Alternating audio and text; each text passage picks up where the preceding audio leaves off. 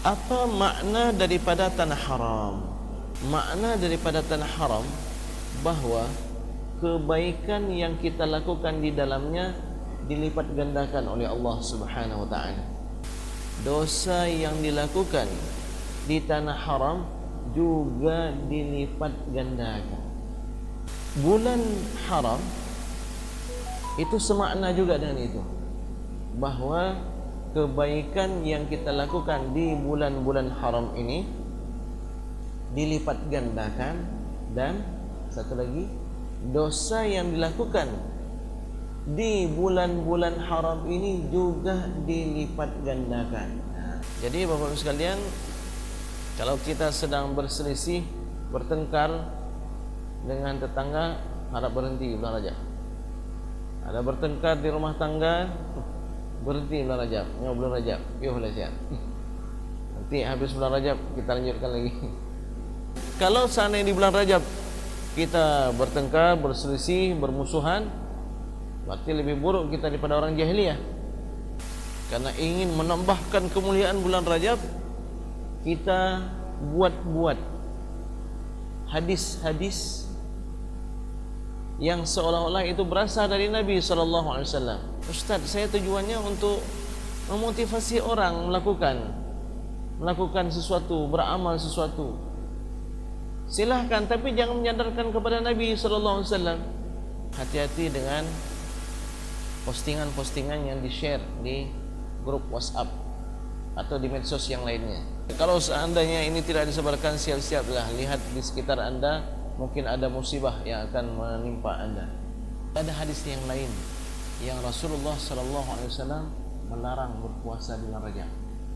Ada 5 malam mustajab doa yang selayaknya kita intai. 5 malam mustajab doa. Yang pertama,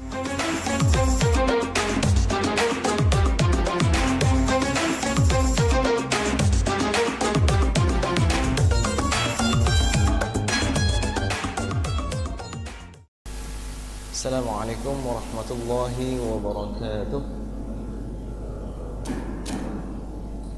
Alhamdulillahi rabbil alamin, wassalatu wassalamu ala asyrafil anbiya wal mursalin, nabiyyina wa habibina Muhammadin wa ala alihi wa sahbihi ajma'in. Rabbi shrah li sadri wa yassir li amri wa hlul 'uqdatam min lisani yafqahu qawli. Subhanaka la ilma lana illa ma 'allamtana innaka antal alimul hakim. Amma ba'd. Sidang hadirin wal hadirat, Bapak sekalian, jamaah salat subuh yang dimuliakan oleh Allah Subhanahu wa taala, mengingatkan diri dan kita semua, mari sama-sama kita memasang niat i'tikaf. Nawaitu al-i'tikafa fi hadzal masjid lillahi ta'ala. Sidang hadirin wal hadirat, Bapak sekalian, kalau kita lihat kalender, hari ini tanggal berapa? Ya, tanggal hijriahnya. Ya, 2 Rajab. Ya. Jadi insyaallah pada subuh yang berbahagia ini, di sela-sela kajian kita seputar hadis-hadis ahkam, insyaallah kita akan membahas tentang keutamaan bulan Rajab. Apa yang betul ada, apa yang dikarang-karang, dan apa yang palsu disandarkan kepada Nabi Muhammad SAW seputar bulan Rajab. Sedang hadirin hadirat sekalian yang dimuliakan oleh Allah Subhanahu wa taala, tidak dipungkiri bahwa bulan Rajab termasuk salah satu daripada bulan yang agung. Yang hana saya pungkiri, memang demikian adanya. Bahkan dari masa jahiliyah mereka telah mengistimewakan dan mengagungkan bulan Rajab.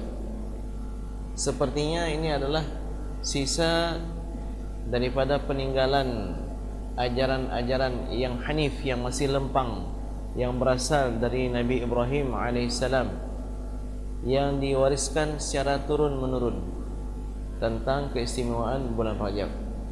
Jadi dari masa jahiliyah, dari sebelum lahirnya Nabi Muhammad sallallahu alaihi wasallam, orang-orang Arab dahulu mengagungkan bulan Rajab ini.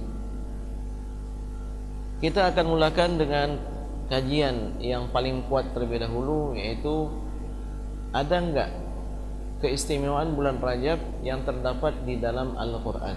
Nah, bukan. Ternyata ada, yaitu Al-Quran surat At-Taubah ayat 36. A'udzu billahi minasyaitonir rajim. Bismillahirrahmanirrahim. Jadi surat At-Taubah boleh kita baca bismillah, yang enggak boleh kita baca bismillah di awal surat At-Taubah, ayat yang pertama itu.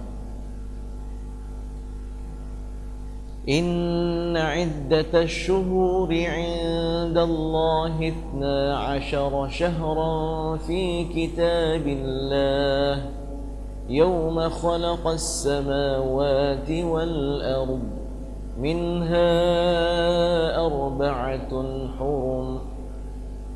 Sesungguhnya bilangan bulan di sisi Allah Subhanahu wa ta'ala ada 12 bulan. Bilangan bulan ada 12 bulan di sisi Allah. Demikian fi kitabillah, demikian dalam ketentuan dan ketetapan Allah. Yauma khalaqas samawati wal ard, dari sejak Allah menciptakan langit dan bumi.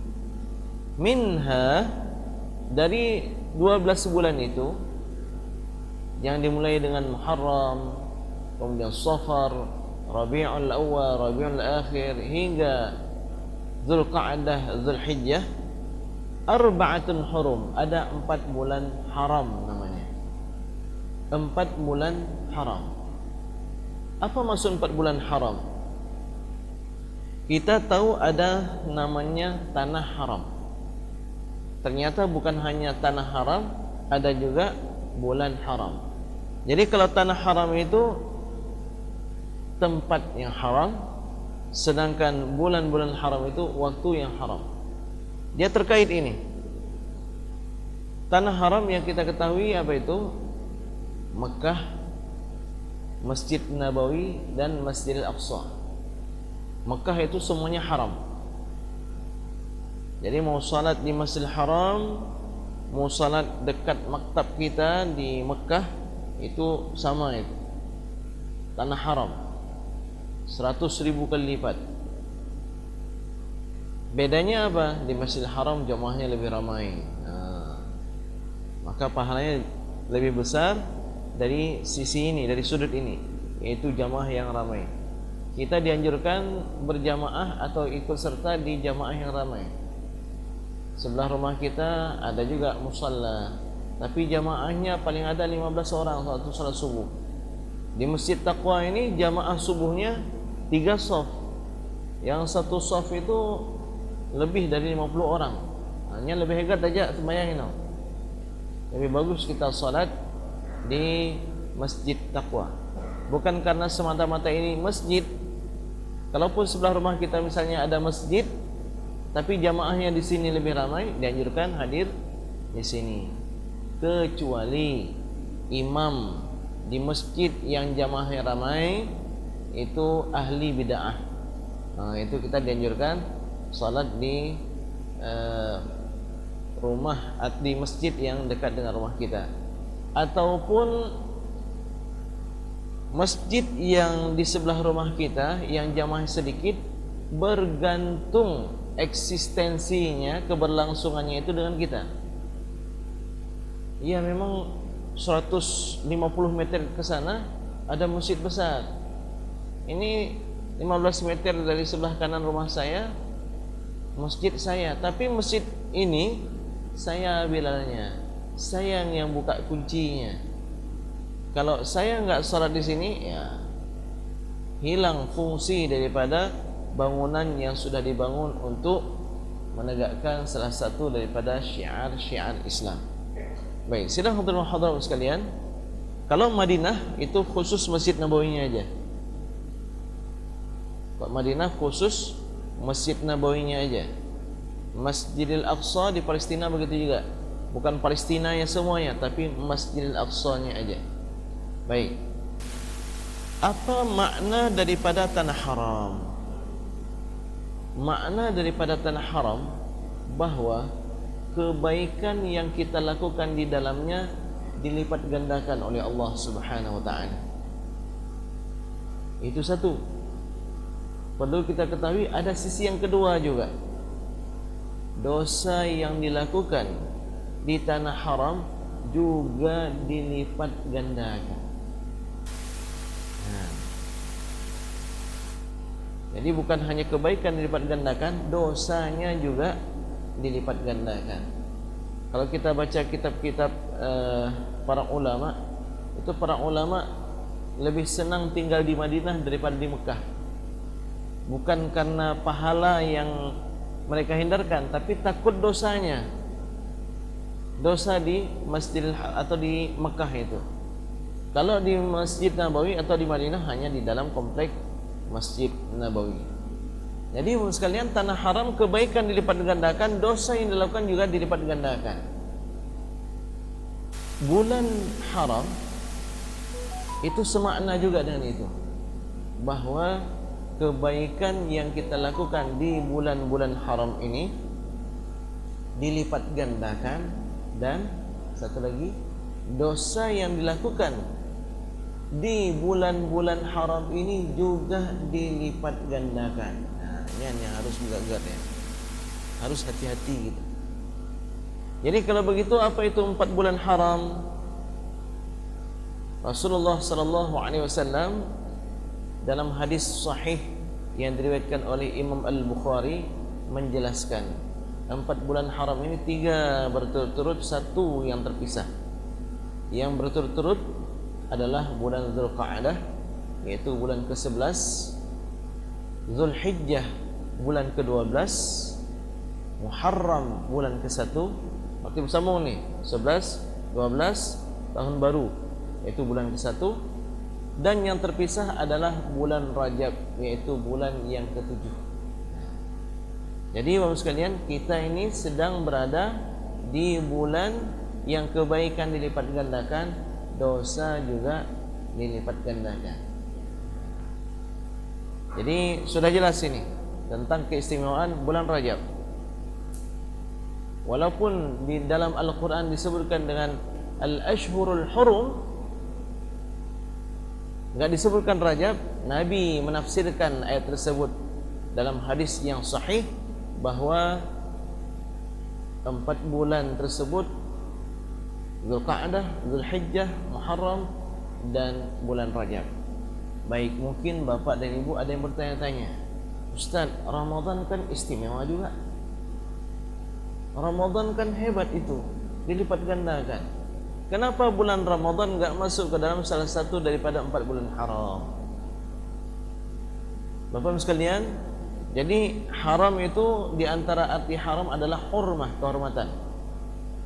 Jadi kenapa sesuatu diharamkan? Karena ada kehormatan pada sesuatu itu. Kenapa kita enggak boleh mencuri harta orang lain? Karena ada kehormatan pada harta orang lain tersebut. Kenapa kita tidak boleh mengkonsumsi khamar? Sekali-kali, ya, sekali-kali konsumsi khamar, enggak boleh, haram. Kenapa haram? Karena ada akal yang harus dijaga kehormatannya. Enggak boleh kita hilangkan demikian dengan mengkonsumsi minuman-minuman yang menghilangkan fungsi akal, walaupun hanya untuk sesaat. Jadi makanya dinamakan dengan bulan haram, bulan yang penuh dengan kehormatan. Ramadan kan penuh juga dengan kehormatan, kenapa enggak masuk? Tidak, ternyata Ramadan bukan bulan haram. Ramadan adalah bulan rahmat. Apa makna bulan rahmat? Kebaikan dilipat gandakan, bahkan mungkin lebih banyak dilipat gandakan daripada bulan-bulan haram. Lalu yang menjadikan Ramadan tidak masuk ke dalam bulan haram, karena di bulan Ramadan kebaikan saja yang dilipat gandakan, dosa tidak dilipat gandakan. Sedangkan 4 bulan ini kebaikan dilipat gandakan, dosa juga dilipat gandakan. Baik, sidang hadirin hadirat sekalian yang dimuliakan oleh Allah Subhanahu wa taala, kebiasaan orang Arab kalau mengagungkan sesuatu akan memberikan nama yang banyak untuk sesuatu itu.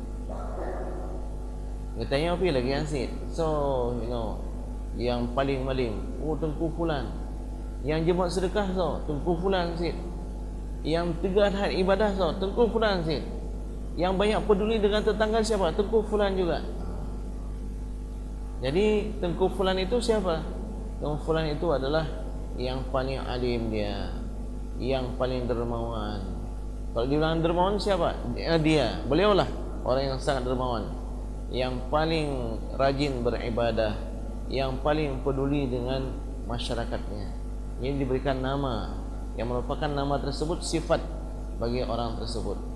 Jadi kalau kita lihat misalnya Nabi Muhammad SAW, manusia mulia, berapa banyak nama beliau? Banyak sekali nama Nabi Muhammad. Nabi Muhammad bernama Muhammad. Apa arti Muhammad? Banyak terpuji. Perihal beliau semuanya terpuji, sehingga banyak yang memuji beliau. Beliau bernama Mahmud, artinya orang yang terpuji. Beliau dinamakan dengan Ahmad karena beliau adalah yang paling terpuji.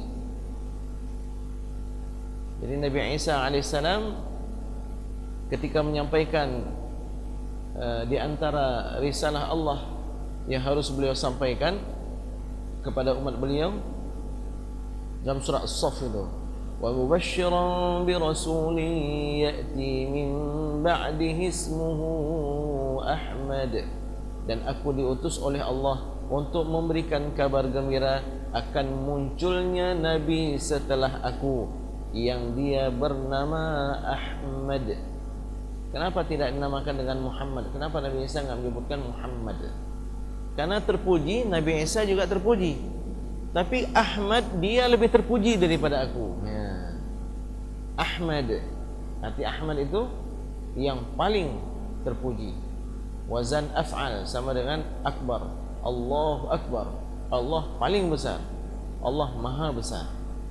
Nabi Muhammad juga bernama Mustafa. Mustafa itu artinya terpilih. Terpilih dari Bani Hashim, terpilih Bani Hashim daripada Adnan. Adnan ini terpilih dari keturunan Nabi Ismail. Nabi Ismail terpilih dari keturunan Nabi Ibrahim alaihissalam. Nabi Ibrahim terpilih daripada keturunan Nabi Adam alaihissalam. Jadi Nabi Muhammad manusia yang terpilih dari yang terpilih, dari yang terpilih dan seterusnya. Maka beliau bernama Mustafa. Nabi Muhammad juga memiliki nama Al-Khatim, Al-Mahi, Al-Hashir.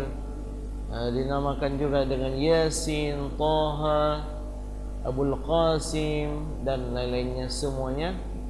Ya, karena Nabi Muhammad adalah manusia yang sangat mulia. Al-Quran kitab yang paling mulia. Al-Quran kenapa dinamakan dengan Al-Quran maksudnya?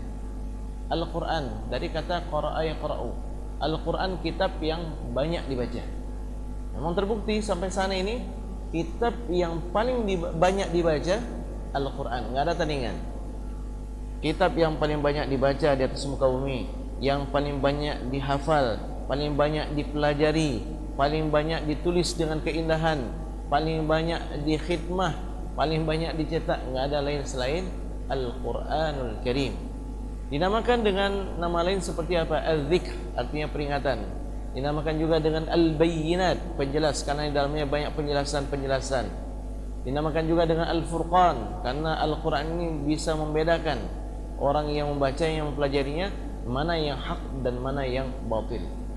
Allah subhanahu wa ta'ala, zat yang maha mulia, memiliki nama banyak sekali, ratusan nama Allah, lebih dari 300. Tapi dari sekian banyak nama Allah, ada 99 nama yang terpilih.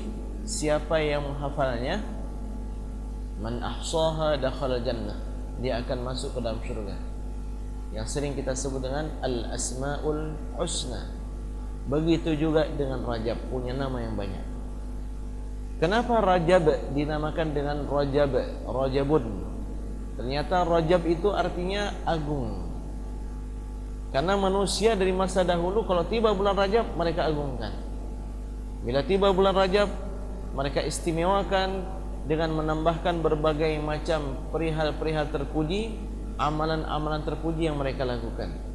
Dan mereka berusaha untuk menghindarkan diri dari perkara-perkara yang buruk atau di dalamnya ada makna kezaliman di bulan Rajab. Rajab juga dinamakan dengan Rajam, Rajamun, Rajam. Teringat sama kita Rajam itu apa? Laki-laki atau perempuan yang sedang menikah atau sudah menikah atau pernah menikah, jika melakukan zina, itu dilempar, diikat tangannya, dilempar dengan batu sampai mati. Itu Rajam. Kenapa bulan Rajab dinamakan dengan Rajam? Karena di bulan Rajab syaitan diikat, dilempar dengan batu. Bagaimana bentuknya? Wallahu a'lam. Boleh jadi karena manusia berbondong-bondong melakukan amalan, jadi syaitan dan iblis itu seperti dilempari batu, terhina, betul-betul terhina. Maka dinamakan dengan Rajam. Bulan Rajab juga dinamakan dengan Al-Asam, Al-Asammu, dari kata summun, summun, summun, tuli, bukmun, bisu, umyun, buta. Kenapa bulan Rajab dinamakan dengan Al-Asam, tuli? Karena di bulan Rajab orang-orang tidak mendengar suara dentingan pedang. Jadi orang-orang Arab kalau tiba bulan Rajab, ya, mereka mau berperang. Bulan apa ini? Bulan Rajab. Kapan kita akan berperang? 3 hari lagi. 3 hari lagi bulan apa itu? Rajab. Jangan. Jadi mereka betul-betul memuliakan bulan Rajab sehingga mereka pun tidak berperang di bulan Rajab. Jadi Bapak-Ibu sekalian, kalau kita sedang berselisih, bertengkar dengan tetangga, harap berhenti bulan Rajab. Ada bertengkar di rumah tangga, berhenti bulan Rajab. Ya, bulan Rajab, yuk siap. Nanti habis bulan Rajab kita lanjutkan lagi. Ya, mudah-mudahan di bulan Rajab kita mengambil pelajaran, insya-Allah menjadi pribadi yang lebih baik lagi. Intinya, kalau seandainya di bulan Rajab kita bertengkar, berselisih, bermusuhan, berarti lebih buruk kita daripada orang jahiliyah. Orang jahiliyah, mereka bila tiba bulan Rajab enggak bertengkar mereka. Al-Asam, enggak berperang mereka. Enggak terdengar suara dentingan pedang, hayunan pedang dan seterusnya. Bulan Rajab juga dinamakan dengan Al-Asabbu, melimpah ruah, meluap-luap. Kita punya ember, kita isi air sampai penuh. Udah penuh kita isi air lagi, meluap. Kenapa bulan Rajab dinamakan dengan Al-Asabbu? Karena rahmat dari Allah Subhanahu wa taala di bulan ini meluap-luap. Banyak sekali. Dapat bagi orang-orang yang sungguh-sungguh, enggak dapat bagi orang yang tidak sungguh-sungguh di bulan Rajab ini. Baik, sedang hadirin sekalian, Imam Asy-Syafi'i meriwayatkan, maka sebagian ulama menyampaikan ini berasal dari Abdullah ibnu Umar radhiyallahu anhuma. Mereka mengatakan balaghana, telah sampai kepada kami, anna ad-du'a mustajabun, bahwa doa itu sangat mustajab fi 5 layal, pada 5 malam ini. Ada 5 malam mustajab doa yang selayaknya kita intai. Kita punya hajat, kapan waktu yang mustajab doa supaya saya bisa minta sama Allah hajat-hajat saya. Siapa di antara kita enggak punya hajat? Semua punya hajat, baik yang muda maupun yang tua. Terkadang yang makin tua makin banyak hajatnya. Hajat tamu surga, hajat tamu ya dalam ridha Allah Subhanahu wa taala. 5 malam mustajab doa. Yang pertama malam awal bulan Rajab, kan lewat. Iwan ya, ladumna yang disampaikan ya melalui medsos, alhamdulillah. Yang kedua malam nisfu Sya'ban, 1,5 bulan lagi nanti, pertengahan bulan Sya'ban. Yang ketiga malam lebaran Idul Fitri. Yang keempat malam lebaran Idul Adha. Dan yang kelima setiap malam Jumat. Nah, ini malam mustajab doa. Baik, Bapak sekalian, sekarang kita sudah tahu ini Rajab bulannya istimewa, penuh dengan kemuliaan, penuh dengan keberkahan.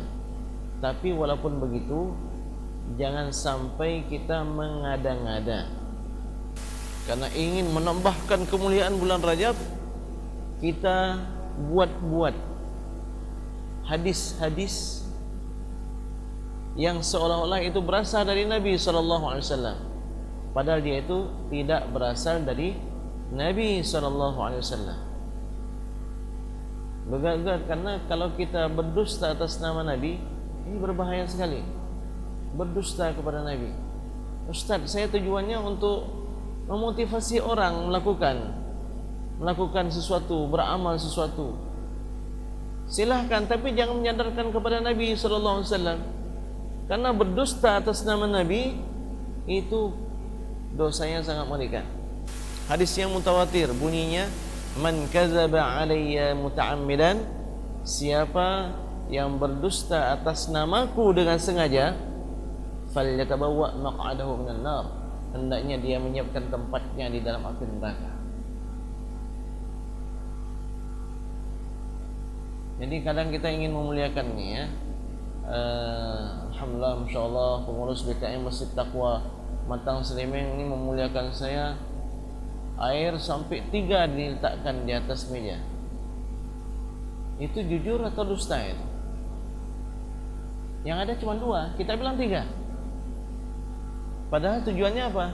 Ingin memuliakan ya pengurus BKM.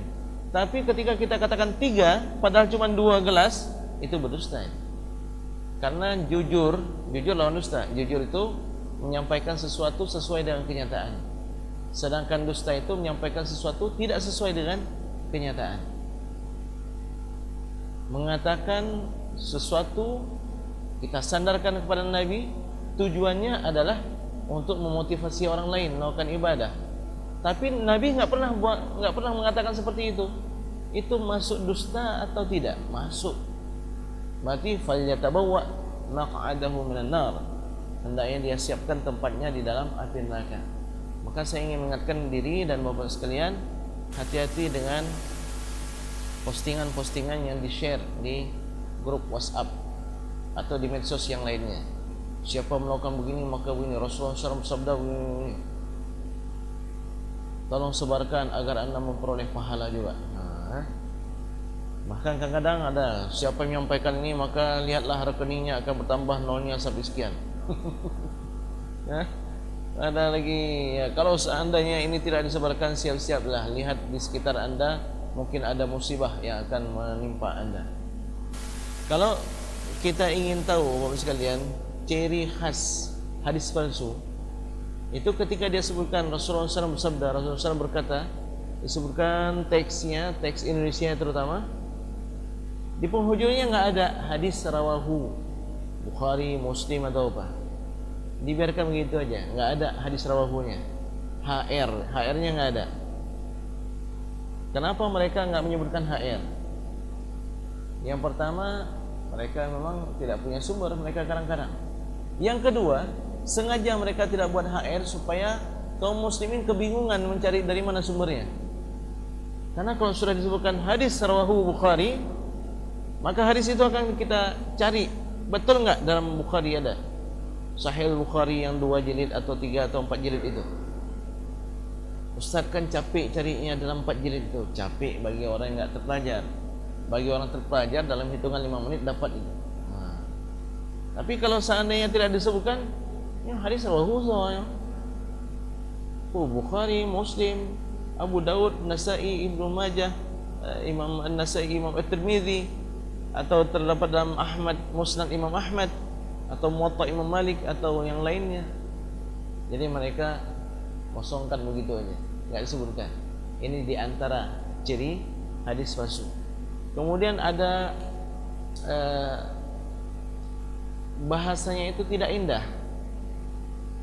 bahasanya itu melebih-lebihkan.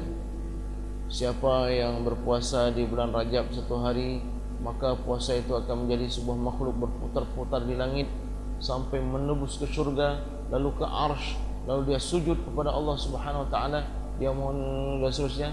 Kemudian puasa ini akan pergi ke surga sini, pergi ke surga sini, sampai nanti malaikat didatangkan. Ini kalau dah bahasa seperti itu dah enggak betul. Ya. Baik. Jadi maksudnya Bapak sekalian, walaupun Rajab itu bulannya istimewa, jangan kita mengada-ngada mengatakan Nabi pernah bersabda begini, Nabi pernah bersabda begini, padahal tidak ada. Ibnu Hajar Al-Asqalani, ulama besar dalam bidang hadis, yang dalam fikih beliau bermazhab dengan mazhab Imam Asy-Syafi'i. Beliau ini digelar dengan Amirul Mukminin fil Hadis. Amirul Mukminin fil Hadis artinya pimpinan orang-orang beriman dalam ilmu hadis. Berarti orang yang paling tinggi ini. Sebagaimana dalam pemerintahan itu paling tinggi Amirul Mukminin, para khalifah, begitu juga dalam ilmu hadis. Ibnu Hajar Al-Asqalani Al-Hafiz, ya. Jadi beliau mengatakan hadis-hadis yang menceritakan seputar Rajab secara khusus itu tidak lepas dari dua kategori. Hadisnya lemah atau hadisnya palsu. Hadisnya lemah atau hadisnya palsu. Termasuk diantaranya misalnya adalah Rasulullah sallallahu alaihi wasallam bila tiba bulan Rajab maka beliau akan berdoa, Allahumma barik lana fi Rajab wa Sya'ban wa ballighna Ramadan. Ya Allah, berkahilah kami di bulan Rajab dan juga di bulan Sya'ban, dan panjangkan usia kami hingga ke bulan Ramadan. Ternyata hadisnya lemah sekali. Begitu juga misalnya dalam hadis yang lain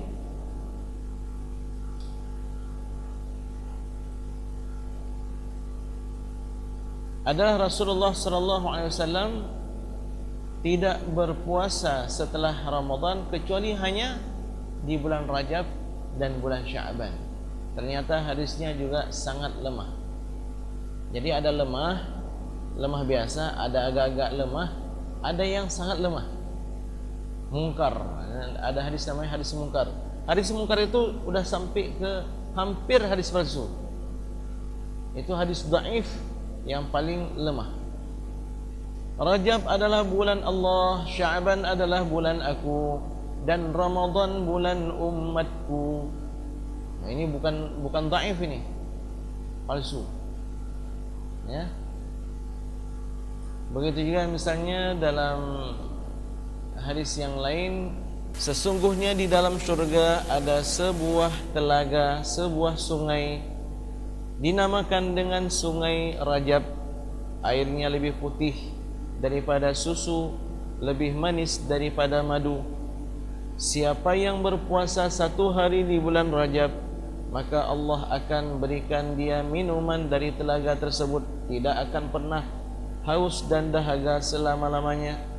Barang siapa yang berpuasa satu hari di bulan Rajab, maka seolah-olah dia berpuasa satu bulan. Dan barang siapa yang berpuasa 7 hari di bulan Rajab, maka akan ditutup pintu-pintu neraka yang 7 kepadanya. Dan barang siapa yang berpuasa di bulan Rajab selama 8 hari, maka akan dibukakan ke-8 pintu surga baginya. Dan ada lagi misalnya keistimewaan bulan Rajab dibandingkan dengan bulan-bulan yang lain, seperti keistimewaan Al-Quran daripada zikir-zikir yang lain. Keistimewaan bulan Sya'ban dibandingkan dengan bulan-bulan yang lain, seperti keistimewaan Nabi Muhammad dibandingkan dengan nabi-nabi yang lain. Keistimewaan bulan Ramadan dibandingkan dengan bulan-bulan yang lain, seperti keistimewaan Allah dibandingkan dengan makhluk-makhluknya. Ini hadis palsu. Sedang hadirin hadirat sekalian, kalau kita dengarkan hadis palsu, rasanya mantap banget. Tapi hati-hati, itu dusta, bukan mantap itu. Ya. Orang terkadang terlalu semangat, yang mantap lah, yang apa yang sampaikannya, orang akan terhababah dia. Tapi itu adalah pemalsuan atas nama Nabi Muhammad sallallahu alaihi wasallam. Jadi kita harus hati-hati sekalian dalam menyampaikan sabda Nabi sallallahu alaihi wasallam. Kalau enggak perlu ada hadis rawahu. Ya. Baik, sekarang timbul pertanyaan baru. Apakah ketika suatu hadis itu lemah atau palsu atau tidak ada sama sekali menjadikan kita nggak boleh melakukan sesuatu itu? Ternyata ini dua kajian yang harus kita pilih dan pilih. Satu, melakukan suatu amalan. Yang kedua, menyandarkan amalan tersebut kepada Nabi SAW. Ini dua hal yang berbeda. Baca Yasin malam Jumat, boleh apa enggak? Oh enggak boleh Ustaz, bid'ah itu Ustaz, Nabi enggak ada. Okey, pegang lagi kan. Yasin Al-Quran atau bukan? Yasin Al-Quran. Jadi enggak boleh baca Al-Quran malam Jumat. Enggak Ustaz, masa Yasin aja. Okey, kalau seandainya dia meninggal dunia malam Jumat setelah dia baca Yasin, apakah dia masuk neraka gara-gara baca Yasin malam Jumat? Berarti itu dosa itu. Ustaz, ada anjuran Ustaz untuk baca surah Al-Kahfi. Al-Kahfi bagus. Itu ada anjurannya dari Rasulullah SAW. Baca Al-Kahfi, baca Yasin lagi lebih bagus. Baca Al-Kahfi saja sangat bagus. Baca Yasin saja juga bagus. Saya baca Yasin Ustaz karena ada hadis Nabi menganjurkan kita untuk membaca Yasin malam Jumat. Ini yang harus hati-hati. Mana hadisnya? Siapa perawinya? Yang Rasulullah SAW menganjurkan kita untuk membaca Yasin malam Jumat. Ustaz, itu membaca Yasin mana Ustaz? Malam Jumat adalah malam mustajab doa. Tadi kan Ustaz bilang begitu? Iya. Yasin ada hadis yang mengatakan tidak ada seseorang yang membaca Yasin pada suatu malam. Ini terdapat dalam tafsir Ibnu Katsir di permulaan kajian tentang surah Yasin. Siapa yang membaca surah Yasin di suatu malam, dia punya hajat, tidaklah dia berpagi hari melainkan hajatnya telah dikabulkan oleh Allah Subhanahu wa taala. Itu kan disebutkan malam secara umum. Apalagi kalau malam Jumat lebih mustajab lagi. Nyan alasan membaca Yasin. Boleh? Boleh, kenapa enggak boleh? Ya. Tadi disebutkan tentang hadis palsu, keistimewaan orang yang berpuasa 1 hari, yang berpuasa 7 hari, yang berpuasa 8 hari di bulan Rajab. Hadisnya apa? Palsu. Pertanyaannya, boleh enggak kita berpuasa di bulan Rajab? Bahkan hajat, bulan yang istimewa, bulan yang dianjurkan bagi kita untuk berlomba-lomba melakukan kebaikan. Yang menjadi masalah adalah menyandarkan puasa kita di bulan Rajab kepada Nabi SAW ada bersabda begini dan seterusnya. Tapi memang sekalian, kalau ditanya tentang khusus puasa di bulan Rajab, itu kita bisa mengambil suatu kesimpulan seperti yang disampaikan oleh Al-Hafiz Ibnu Hajar Al-Asqalani. Beliau katakan begini, ada hadis Hasan derajatnya yang Rasulullah SAW ditanyakan, ya Rasulullah, kenapa engkau berpuasa di bulan Sya'ban, banyak berpuasa di bulan Sya'ban? Iya, karena Sya'ban itu berada di antara 2 bulan. Banyak orang melalaikan pertengahannya, padahal dia itu terletak di antara 2 bulan. Apa 2 bulan itu?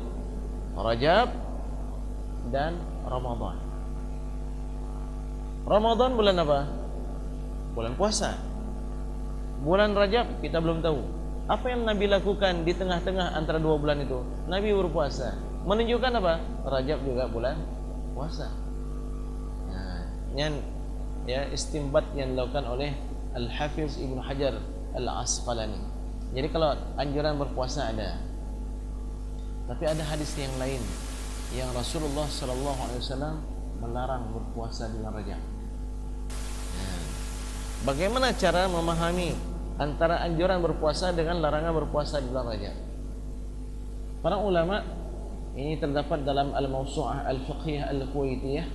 Di sana sebutkan makna larangan berpuasa di bulan Rajab itu 2. Yang pertama, puasa di bulan Rajab 1 bulan penuh. Itu dilarang. Rajab ada 30 hari atau 29 hari, kita berpuasa sepenuhnya, itu dilarang. Yang kedua, makna larangan berpuasa bulan Rajab hanya mau berpuasa di bulan Rajab. Bulan lain nggak mau puasa sunat. Ini juga dilarang. Adapun puasa 3 hari, puasa 1 hari, puasa Senin Kamis, puasa Nabi Daud, sebagaimana dianjurkan di bulan yang lain, juga dianjurkan di bulan Rajab. Baik, sedang hadirin sekalian yang dimuliakan oleh Allah Subhanahu wa taala. Jadi banyak hadis-hadis palsu, di antaranya adalah aku, kata Nabi SAW, diutus sebagai seorang nabi di tanggal 27 Rajab.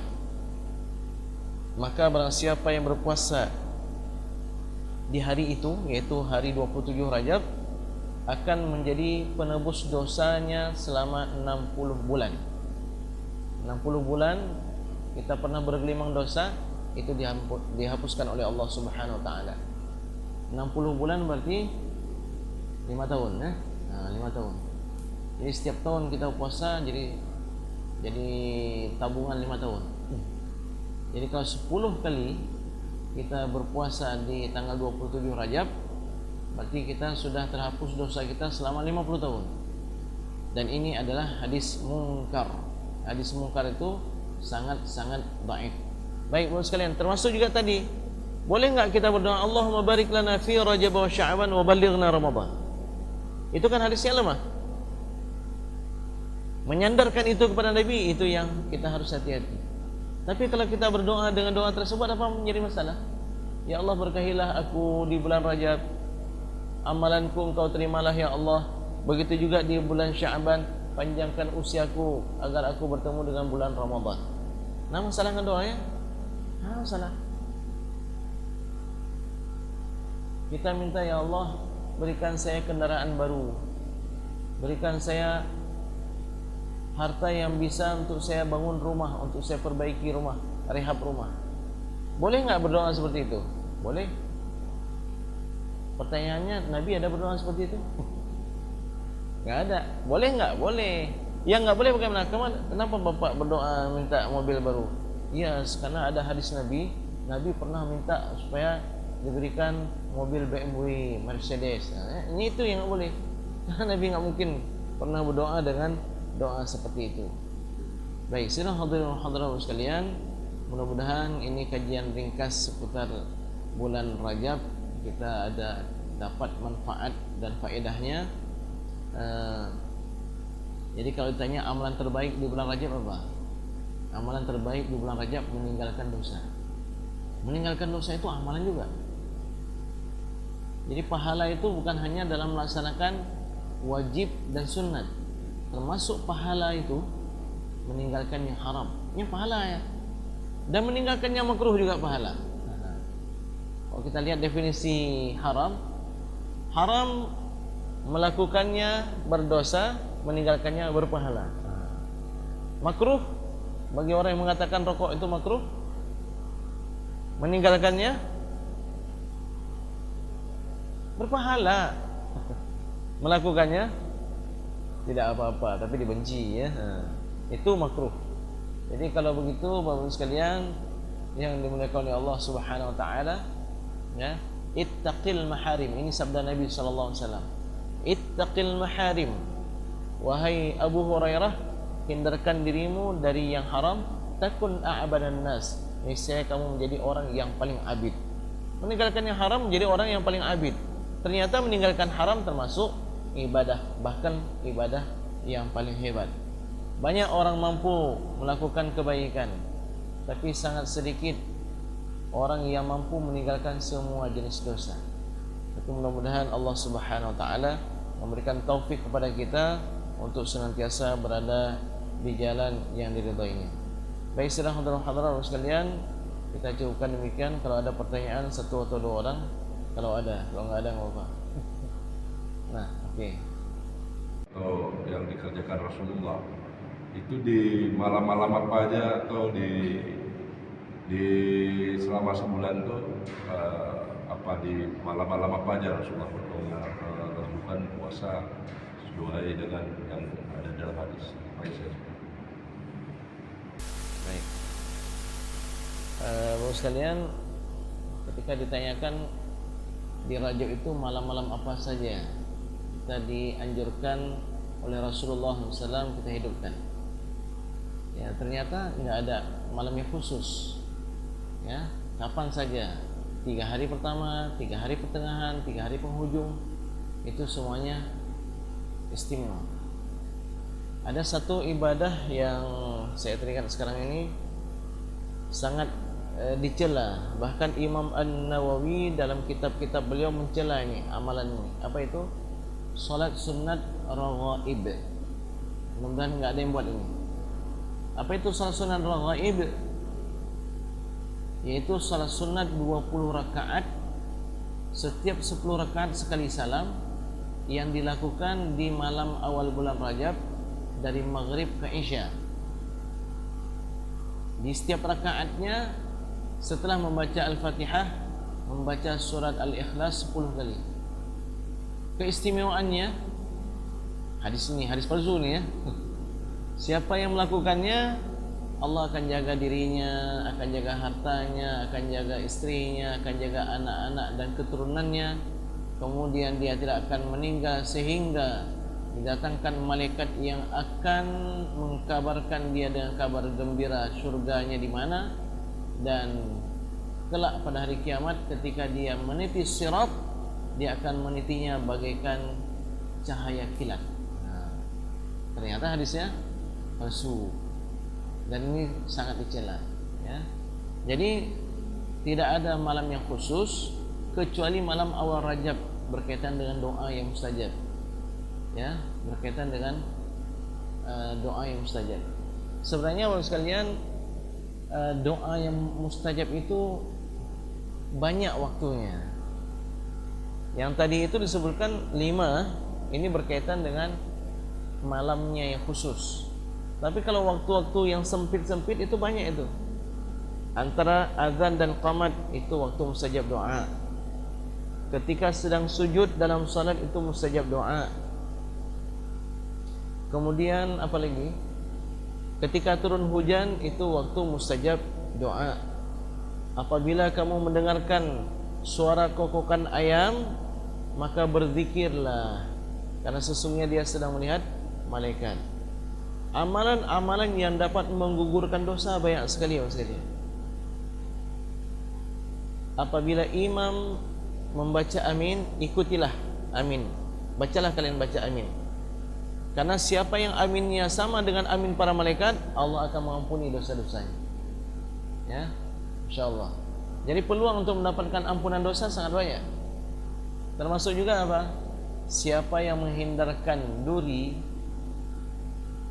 paku, kayu, batu yang mengganggu manusia di jalanan, Allah akan berterima kasih kepada orang tersebut. Rasulullah SAW sabda, aku melihat ada di antara umatku sudah mondar-mandir di surga. Dia masuk dalam surga di antaranya karena amalan menghindarkan duri dari jalanan. Masya Allah. Dengan amalan tersebut Allah ampunkan dosa-dosanya. Jadi banyak membantu orang lain, orang fakir miskin. Jangan remehkan sekalian memberikan uang parkir. Ini doa yang luar biasa. Maksudnya doanya mudah sekali kita dapatkan. Mau enggak Bapak? Pak kuno, 4 penny meribet lu mudah keluar. Enggak mau. Tapi tukang parkir yang jatahnya 2.000 kita bayar 3.000, Masya Allah Pak, Alhamdulillah Pak, terima kasih Pak, semoga panjang umur, ya. Padahal tak perlu lebih cuma 1.000. Apalagi kita kasih 5.000, panjang tuh doanya. Allahumma shalli ya, Allahumma shalli ala sayyidina Muhammad dan seterusnya. Baik, sedang hadirin sekalian. Jadi Rajab ini sepanjang bulan kita jaga, jangan melakukan dosa, dan idealnya kita memperbanyak istighfar, selawat kita tambahkanlah, bacaan Al-Quran dan seterusnya. Kita jadikan bulan ini sebagai bulan persiapan kita untuk bertemu dengan Ramadan. Rajab ibarat masa menyiram tanaman, Sya'ban ibarat masa memberikan pupuk pada tanaman tersebut, dan Ramadan masa panen. Jadi dalam hadisnya, dalam ungkapan yang lain yang disampaikan oleh para ulama, Rajab ibarat angin, ya. Sya'ban mendung, Ramadan hujan. Apa maksud siram, berikan pupuk, panen? Apa maksud Ramadan itu bulan panen? Maksudnya adalah biasakan diri dengan kebaikan, hindarkan diri dari dosa di bulan Rajab, mantapkan hingga bulan Sya'ban, sehingga bila tiba bulan Ramadan udah mudah semuanya. Enggak berat lagi, enggak capek-capek lagi, enggak kejang-kejang lagi. Kan banyak juga yang tarik urat, jamaah tarik urat di bulan Ramadan, ya kan? 5 orang pun ramai orang jauh masjid. Dengan dia tu 5 orang pun, ya, akan mulai semua jamaah sudah maju ke depan. Kenapa? Karena mereka tidak ada pemanasan. Karena tidak ada pemanasan, maka tarik-tarik urat kaki mereka. Ya, 10 Ramadan udah sepi. Apalagi menjelang akhir Ramadan. Orang seharusnya menjelang akhir Ramadan lebih khusyuk, lebih sungguh-sungguh. Ini lebih sungguh-sungguh dalam menyiapkan kuih, baju lebaran dan seterusnya. Dan sungguh-sungguh di masjid. Ya, Bapak sekalian, tadi kita bicara tentang menghindarkan diri dari jalanan. Ini orang polisi tidur dibuat. Ya, bisa kita bayangkan ya, menghindarkan diri dari jalanan, ini polisi tidur dibuat. Kita sedang nyanyian jantungannya menyerubahnya gimana? Jadi kalau ada orang buat polisi tidur, bangunkan polisinya. Ya, kecuali memang ada lokasi-lokasi sering terjadi kecelakaan, atau di kampung-kampung banyak kali anak-anak kecil, kamu pok anaknya empok, jadi laporlah ke pihak bagian jalan itu namanya penghubung, dinas perhubungan. Dinas perhubungan. Saya kira dulu polisi semua yang buat itu. Makanya ada namanya polisi tidur, ya. Rambu-rambu lalu lintas, saya tanya sama polisi, Pak polisi, kenapa dibuat begini? Oh, sebenarnya begini ini. Kenapa begini? Pak polisi, tolong, bukan wewenang kami itu, Ustaz. Itu wewenang dinas perhubungan. Oh, hayu sih baik. Dinas perhubungan yang wajah biru, biru muda, biru laut. Jadi, orang sekalian, kalau ini menimbulkan kemudaratan, maka dia itu mudarat, maka dia itu dosa. Jalan umum, bukan jalan dibangun sama ayah dia, bukan jalan yang dibangun oleh kakek dia misalnya, ya. Ini jalan umum. Kenapa dibuat polisi tidur itu? Maksudnya memang ada niat baiknya, tapi kadang-kadang dalam kebaikan ada kemudaratan.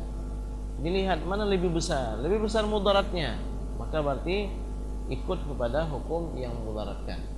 Tadi mana? Oke, silakan. Ya. Apa hukum imam begitu salam langsung membelakangi makmum, berdoa pun membelakangi kiblat, bukan makmum? Imam, Assalamualaikum warahmatullahi, Assalamualaikum warahmatullahi, langsung menghadap makmum, membelakangi kiblat. Doa pun Rabbana atina, nyau tekuimu bukan pelikut kiblat. Doa laki sedekah bak katanya atau apa? Bapak sekalian, ya, disinilah perlu kita belajar bagaimana yang Nabi buat. Ternyata Nabi SAW selepas salat beliau beristighfar 3 kali, astaghfirullah, astaghfirullah, astaghfirullah, langsung menghadap makmum. Ada 2 posisi yang diriwayatkan tentang Rasulullah SAW. Yang satu, beliau menjadikan makmum sebelah kanan beliau, berarti kiblat sebelah kiri beliau. Posisi yang kedua, beliau langsung menghadap ke arah makmum, membelakangi kiblat. Bagaimana tuh Ustaz doanya? Sebenarnya banyak yang seperti itu. Khutbah Jumat, berdoa khatibnya membelakangi kiblat. Yang beda, Ustaz, khatib doa pegang membelakangi kiblat, hadap kiblat ke dia? Mana? Ya, enggak ada itu yang khatib membelakangi jamaah untuk menghadap Allah ya. Jadi demikian yang dilakukan oleh Rasulullah sallallahu alaihi wasallam. Apa faedahnya? Di antara faedahnya yang pertama, makmum yang datang tahu salat dah selesai. Ya. Karena kalau duduk iftirash itu boleh juga untuk menjadi duduk tahiyat akhir. Duduk tahiyat awal itu boleh juga menjadi posisi duduk tahiyat akhir. Terutama bagi orang yang tidak mampu duduk tawarruk, duduk tahiyat akhir, boleh dia duduk iftirash. Bahkan dalam mazhab yang lain duduk tawarruk itu enggak ada. Yang ada hanya dalam beberapa mazhab. Jadi karena itu ketika imam membelakangi kiblat menghadap makmum, di antara faedahnya untuk memberitahukan kepada masbuk, kepada orang-orang yang baru datang, salat sudah selesai. Yang kedua, kebiasaan Rasulullah SAW, beliau mengamati para sahabat-sahabat beliau. Sallallahu dilihat sahabat oleh Rasulullah SAW. Begitu selesai zikir, selesai doa, hoka cipulan. Cipulan takik ulai berkelam. Bahkan takik ulai ke hanali belanja. Jadi Rasulullah SAW melihat mana si fulan sakit, yuk kita kunjungi. Mana si fulan, jadi dipantau. Jadi tidak afdal kalau imamnya sudah balik membelakangi kiblat menghadap makmum. Begini aja, kenapa begitu saja? Grogi lihat sama orang, grogi lihat sama makmum. Ya lihat juga. Makanya bapak sekalian, afdalnya yang jadi imam itu pemimpin. Pemimpin itu diatur masyarakat. Bersamanya ada uang umat, baitul mal. Ya. Mana sakit kita kunjungi, ya kita berikan sedekah. Makanya afdalnya pemimpin itu imam di salat, imam juga di luar masjid. Di luar masjid dia imam, pemimpin. Di dalam masjid juga dia imam. Afdalnya begitu. Ini enggak bicara tentang capres ya. Baik sekalian, mudah-mudahan ini bermanfaat bagi kita semua. Wallahu a'la wa a'lam. Subhanakallahumma wa bihamdika asyhadu an la ilaha illa anta nastaghfiruka wa atubu ilaik. Wassalamu alaikum warahmatullahi wabarakatuh.